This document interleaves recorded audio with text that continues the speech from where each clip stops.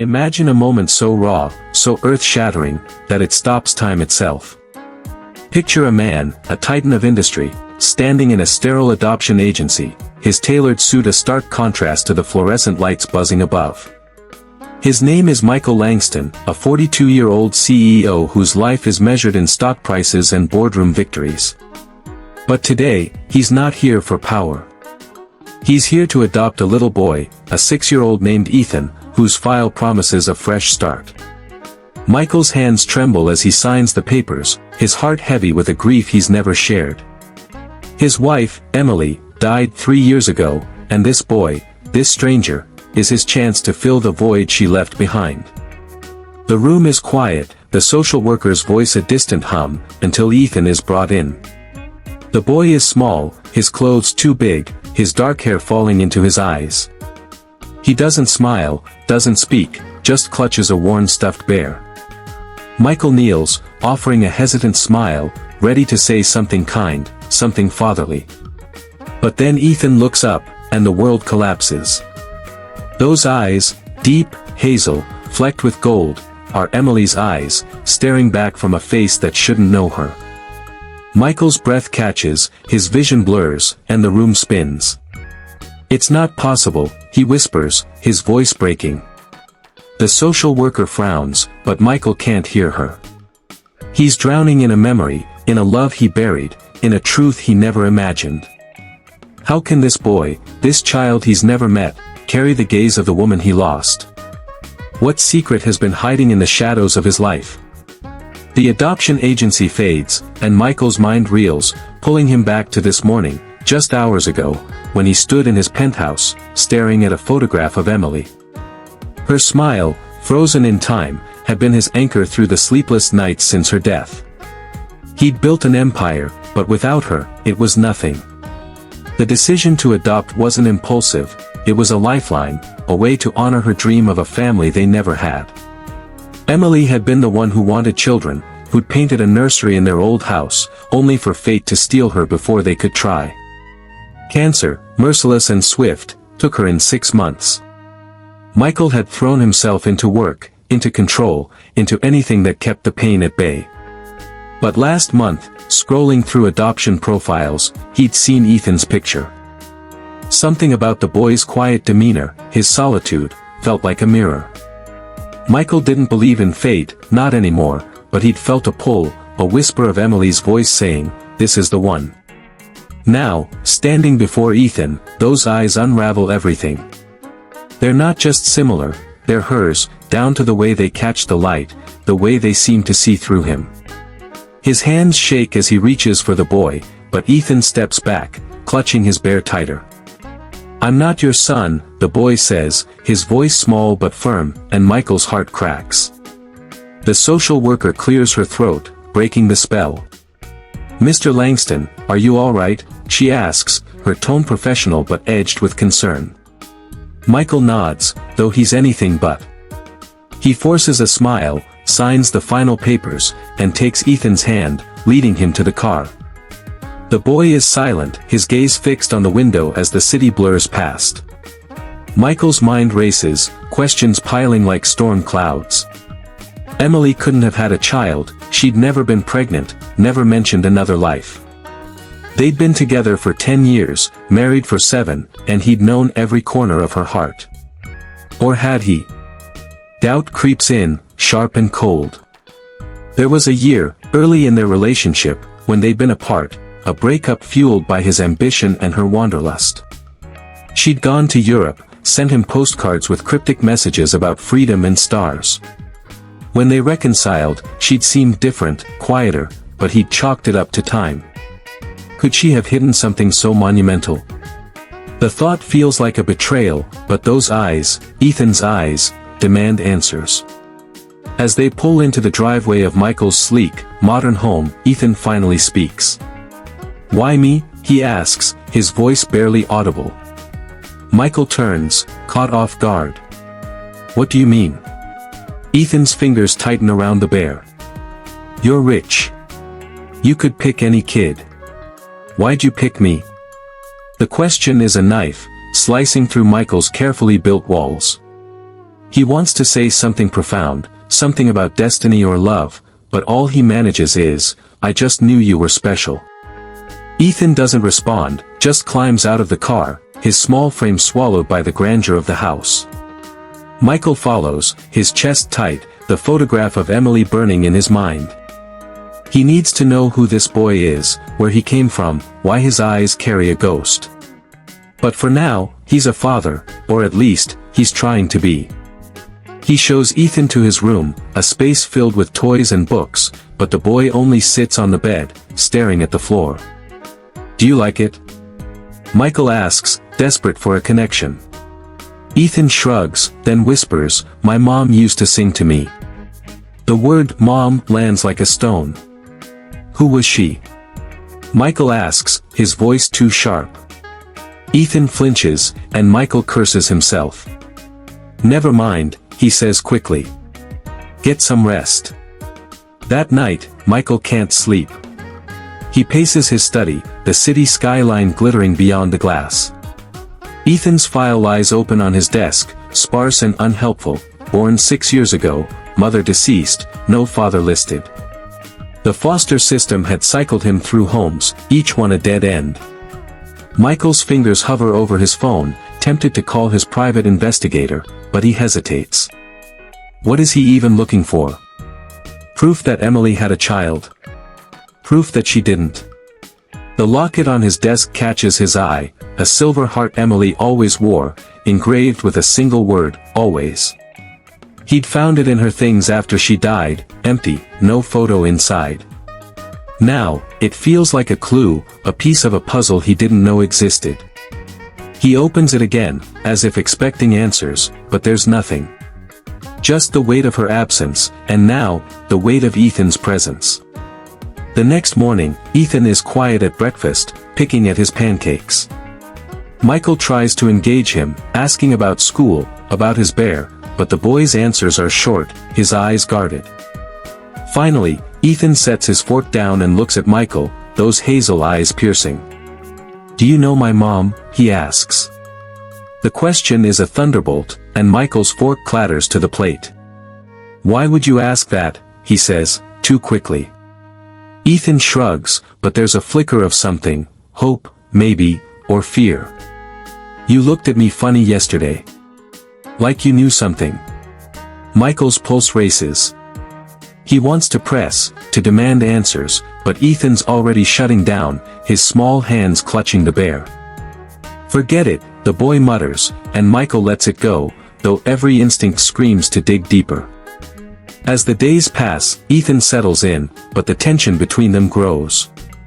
Michael catches himself staring at the boy, searching for more of Emily in his features, his mannerisms.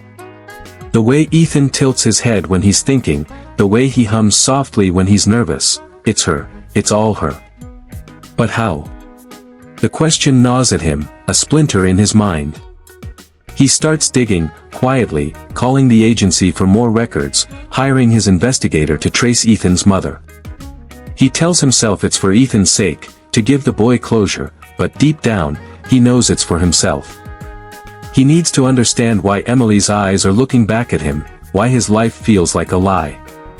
One evening, while Ethan is asleep, Michael finds a drawing tucked in the boy's backpack, a crude sketch of a woman with long hair, holding a child's hand. The woman's eyes are exaggerated, large and hazel, with flecks of gold. Michael's hands shake as he stares at it, the room closing in. "Emily," he whispers, though he knows it can't be true. But the drawing is a spark, igniting a fire he can't ignore. He grabs his phone, dials his investigator, and says, "Find out everything about Ethan's mother. Now." The call ends, and Michael sinks into his chair, the locket in his hand. Somewhere, in the shadows of his past, a truth is waiting, a truth that could shatter everything he's built, or finally make him whole. 6 years ago, the world was softer, or maybe it just seemed that way because Michael Langston hadn't yet learned how to harden his heart. He was 36, a rising star at Lancaster Corp, his ambition a fire that burned brighter than anything else. The city was his playground, its skyscrapers a testament to his hunger for more deals, more power, more control. But there was one thing he couldn't control: Emily. She was his fiancée then, a woman whose laughter could light up a room, whose touch could make him forget the weight of his own dreams. They were planning a wedding, a life, a future painted in the vibrant colors of her imagination. But beneath the surface, cracks were forming, ones Michael was too busy to notice. That summer, they fought, about his late nights, her restlessness, the way their love was starting to feel like a transaction. "You're marrying your company, not me," she'd said, her voice sharp but trembling. He'd laughed it off, told her she was dramatic, but when she walked out, suitcase in hand, he didn't stop her. She said she needed space, a month to find herself in Europe. He let her go, certain she'd come back. She always did.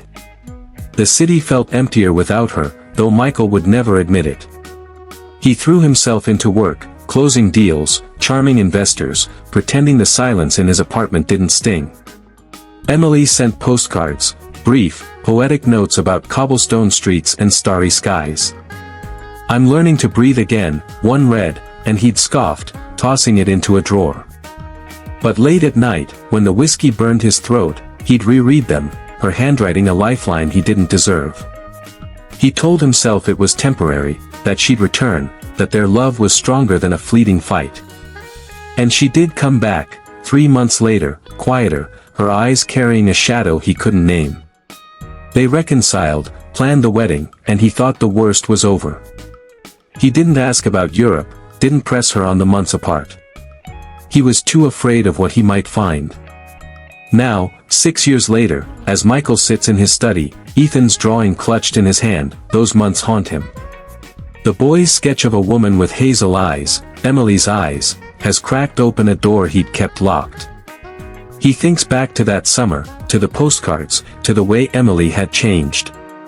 She'd been softer, sadder, her laughter less frequent. He'd assumed it was the fight, the distance, but what if it was something else? What if she'd met someone, loved someone, had a child?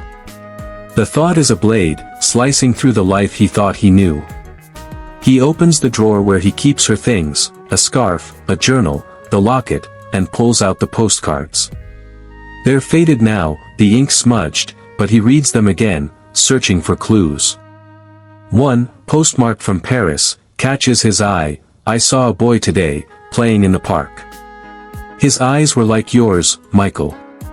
It broke my heart." He dismissed it as sentimentality, but now it feels like a confession, a secret she'd buried in plain sight. The next morning, Michael drives Ethan to school, the boy's silence filling the car like fog. He wants to ask about the drawing, about the woman Ethan called Mom, but the words stick in his throat. Instead, he says, "You like to draw, huh?" Ethan nods, his fingers tracing the bear's worn fur. "My mom taught me," he says softly, and Michael's grip tightens on the wheel. "What was she like?" he asks, keeping his voice steady. Ethan hesitates, then says, "She was nice. She sang a lot. But she got sick." The simplicity of it, the raw grief in the boy's voice, cuts deeper than Michael expects. He pulls into the school lot, watching Ethan climb out, his small frame swallowed by the crowd. Those eyes linger in his mind, a mirror to Emily's, and he knows he can't let this go. Back at the office, Michael's investigator, Tom, calls with a preliminary report. Ethan's mother was listed as Jane Doe in the hospital records, Tom says. Died 2 years ago, no ID, no family. The kid was in foster care after that. But here's the thing, there's a gap. No birth certificate for Ethan, no record of her before she showed up in the city 7 years ago. Michael's stomach churns. "Keep digging," he says, his voice tight. "Find out who she was. Cross-check hospitals, shelters, anything from 7 years ago." He hangs up, his mind racing. 7 years ago, Emily was still alive, still his wife. Could she have known this woman? Could she have been this woman? The idea is absurd, impossible, but those eyes won't let him dismiss it. That evening, Michael sits with Ethan in the living room, a puzzle spread out between them. The boy is focused, piecing together a picture of a lighthouse, but Michael's thoughts are elsewhere. He notices a small bracelet on Ethan's wrist, a simple leather cord with a single bead. "Where'd you get that?" he asks, trying to sound casual. Ethan glances at it, then shrugs. "My mom gave it to me. She said it was from someone special." Michael's pulse quickens. "Did she say who?" Ethan shakes his head, his eyes dropping to the puzzle. "She just said he was far away." The words are a spark, igniting a memory of Emily tying a similar cord around his wrist years ago, a gift from her Europe trip. "For luck," she'd said, her smile wistful. He'd lost it somewhere along the way, but seeing it now, on Ethan's wrist, feels like a message from the grave. Later, alone in his study, Michael opens Emily's journal, one of the few things she left behind. She wasn't a writer, not really, but she'd scribbled thoughts, fragments of poetry, dreams. He flips through it, his fingers trembling, until he finds an entry dated 7 years ago, a month after she returned from Europe. "I saw him today, in my mind, in the park. A boy with his eyes. I can't tell Michael. I can't break his heart again." The words hit like a freight train, stealing his breath. He reads it again, then again, each time hoping it means something else, but the truth is clawing its way out. Emily had seen a child, maybe even had one, and she'd kept it from him. Why? To protect him? To punish him? The journal slips from his hands, and he buries his face in them, the weight of her secret crushing him. He thinks back to their reconciliation, to the way she'd clung to him, her tears soaking his shirt. "I'm sorry," she'd whispered, over and over, and he'd thought it was for leaving, for the fight. Now, he wonders if it was for something bigger, something she couldn't say. The locket, the postcards, the journal, they're all pieces of a puzzle, and Ethan is the key. Michael's anger flares, hot and sharp, but it's tangled with grief, with love, with a longing to understand. He looks at the drawing again, at the woman with hazel eyes, and feels Emily's presence, as if she's watching, waiting for him to decide what comes next. He doesn't know if he's ready to face the truth, but he knows he can't turn back. Not now, not when those eyes are in his home, in his life, demanding answers he's terrified to find. The rain is relentless tonight, hammering the windows of Michael Langston's penthouse, each drop a reminder of the storm brewing inside him. It's been a week since he read Emily's journal, since the words, "a boy with his eyes," carved a wound he can't ignore. The drawing Ethan made, the leather bracelet, the postcards, they're no longer just relics, they're evidence, fragments of a secret Emily buried. Michael sits at his desk, the locket open in his hand, its empty heart mocking him. He's a man used to control, to bending the world to his will, but this truth he's chasing, slips through his fingers like water. Ethan is asleep upstairs, his small form curled under blankets, unaware of the chaos his existence has unleashed. Michael wants to protect him, to be the father he promised to be, but every time he looks at the boy, Emily's eyes stare back, demanding answers he doesn't have. He's been digging, quietly but obsessively. His investigator, Tom, has been combing through records, chasing shadows of Ethan's mother, the woman listed as Jane Doe. Michael's given him everything, Emily's journal, the postcards, even the bracelet Ethan wears. "Find her," he'd said, his voice a low growl. "Find out who she was, where she came from, why there's no trace." Tom had hesitated, sensing the desperation in his client's tone, but he'd nodded, promising results. Now, as the clock ticks past midnight, Michael's phone buzzes. It's Tom, and his voice is cautious, measured. "I've got something," he says. "It's not much, but it's a start. 7 years ago, a woman matching your description, hazel eyes, long hair, checked into a women's shelter downtown. No name, just a number. She was pregnant, alone. Staff said she wore a locket, silver, heart-shaped. Sound familiar?" Michael's grip tightens on the phone, his pulse racing. "What else?" he demands. Tom sighs. "She left after a month, no forwarding address. But there's a photo, grainy, from the shelter's security cam. I'm sending it now. The image arrives, and Michael's breath catches. It's blurry, the woman's face half-turned, but the locket glints at her throat, unmistakable. Her hair is longer, her frame thinner, but those eyes, hazel, flecked with gold, are Emily's. Or are they? Doubt gnaws at him, a cruel tug-of-war between hope and dread. It can't be her. Emily was with him 7 years ago, planning their wedding, laughing at his terrible cooking. But the journal, the postcards, the bracelet, they all point to a truth he's been too blind to see. He forwards the photo to his assistant, demanding a digital enhancement, but deep down, he knows it's her. The realization is a slow poison, spreading through him, burning away the life he thought he'd lived. If Emily had a child, if she was pregnant in that shelter, why didn't she tell him? Why hide a piece of herself so completely? He thinks back to their last year together, after the wedding, when Emily's health began to fade. She'd been tired, her skin pale, her smiles forced. He'd blamed stress, her long hours at the gallery, but now he wonders if it was more. Had she been running from something, someone? Had she been protecting a child she couldn't claim? The thought makes him sick, a betrayal he can't reconcile. He loved her, trusted her, and yet she'd kept this secret, a wound she'd carried alone.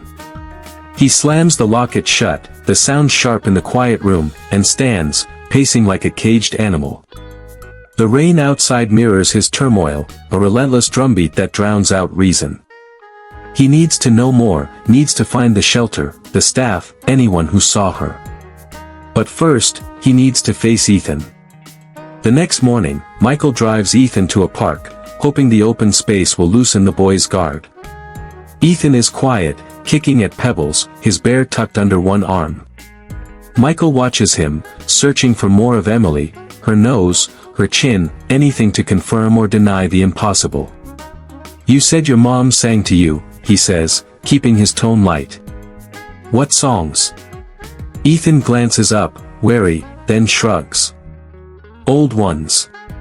Like about stars and rivers." Michael's heart stutters. Emily used to sing folk songs, her voice soft as moonlight, filling their home with warmth. "Did she ever talk about where she came from?" he asks, careful not to push. Ethan shakes his head, but his fingers tighten on the bear. "She said she lost someone.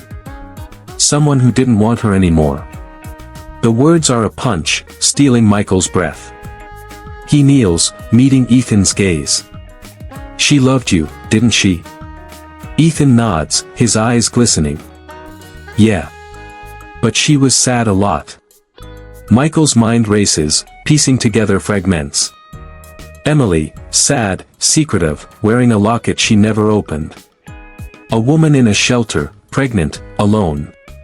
A boy with her eyes, her songs. He wants to ask more, to shake the truth from Ethan's small frame, but the boy's vulnerability stops him.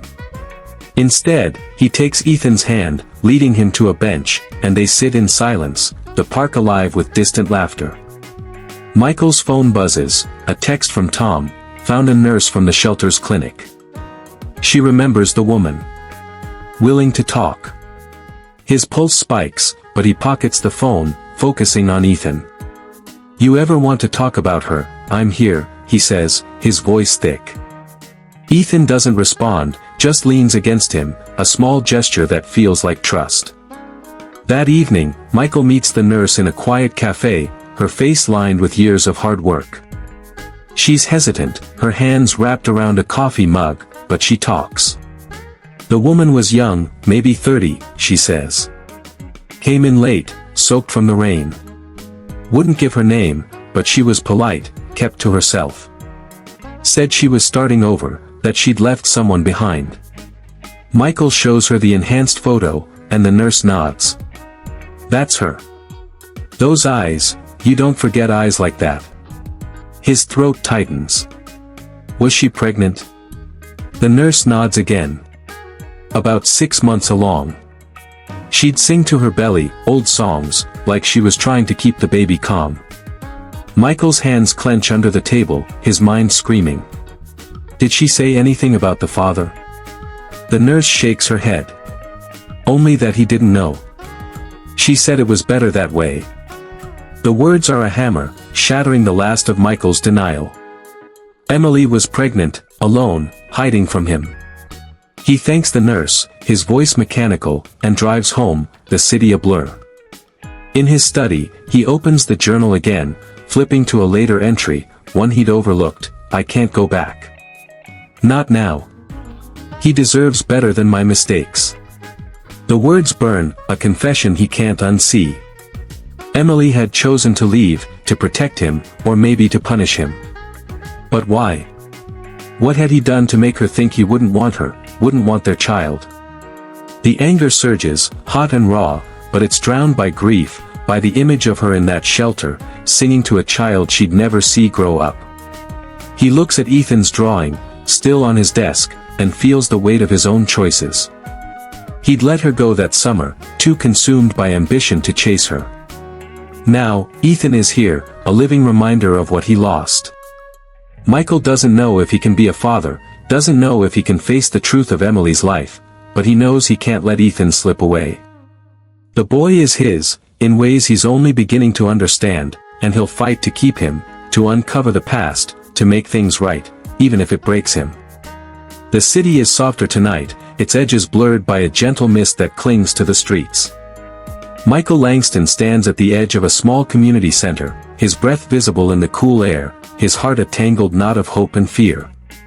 It's been a month since the nurse's words confirmed the impossible. Emily, his Emily, had been pregnant, alone, hiding a child he never knew.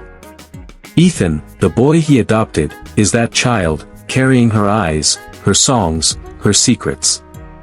The truth has unraveled Michael, stripping away the armor of his success, leaving him raw and searching. He's spent weeks chasing leads, scouring shelters, hospitals, and faded records, but Emily's trail is a ghost, slipping through his fingers. Yet he can't stop, not when Ethan's presence in his life feels like a second chance, a chance to understand her, to forgive her, to be the father she might have wanted him to be. Ethan has changed too, his silence giving way to small bursts of trust.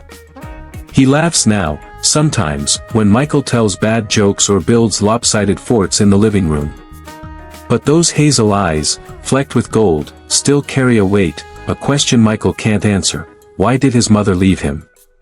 Michael has no words, only fragments, her journal, her locket, the bracelet Ethan wears. He stopped asking the boy about her, afraid to stir the grief, but every night, he studies Ethan's drawings, searching for more of Emily. The latest one, tucked in Ethan's backpack, shows a woman and a boy under a tree, their hands linked. The woman's eyes are large, luminous, and Michael's chest aches with the certainty that it's her. He's kept the drawing on his desk, a quiet vow to find the truth, to give Ethan a story that doesn't end in loss. Tonight, Michael is here because of a tip from Tom, his investigator. The community center hosts a weekly art class for foster kids, and a teacher mentioned a boy who draws like Ethan, whose mother used to volunteer years ago. It's a long shot, but Michael's learned to chase even the faintest threads. He lingers outside, watching through the window as children paint, their laughter muffled by the glass. Ethan is at home with a sitter, unaware of this pilgrimage, and Michael wonders if he's betraying the boy by digging into a past that might hurt him. But he needs to know, needs to close the circle Emily left open. The locket is in his pocket, its weight a constant reminder, and he touches it now, grounding himself as he steps inside. The teacher, a woman with graying hair and kind eyes, greets him. "You must be Mr. Langston," she says, her voice warm. "Tom said you're looking for someone." Michael nods, his throat tight. "A woman, 7 years ago. She volunteered here, maybe. Long hair, hazel eyes, wore a locket." He shows her a photo of Emily, one from their wedding, her smile radiant. The teacher studies it, her brow furrowing. "I remember someone like her," she says slowly. "She didn't stay long, just a few months. Came in pregnant, sang to the kids. They called her Miss Star, because she'd tell stories about the sky. Michael's heart stumbles. Emily loved constellations, would trace them on his arm at night, whispering their names. Did she say anything about a child, he asks, his voice barely steady. The teacher shakes her head. Only that she was scared. Said she was giving him a better life. The words land like stones, heavy with meaning. Michael's mind flashes to the journal, to Emily's words, he deserves better than my mistakes. She'd given Ethan up, not out of abandonment, but out of love, a love so fierce she'd erased herself to protect him. The teacher leads him to a storage room, pulling out a box of old art projects. She left this, she says, handing him a small canvas. It's a painting of a starry sky, the colors vivid, the brushstrokes unmistakably Emily's. At the bottom, in her handwriting, is a single word, Ethan.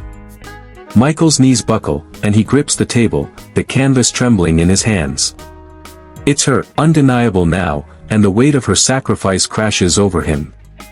She'd loved this boy, named him, painted for him, and then let him go, believing Michael would never understand.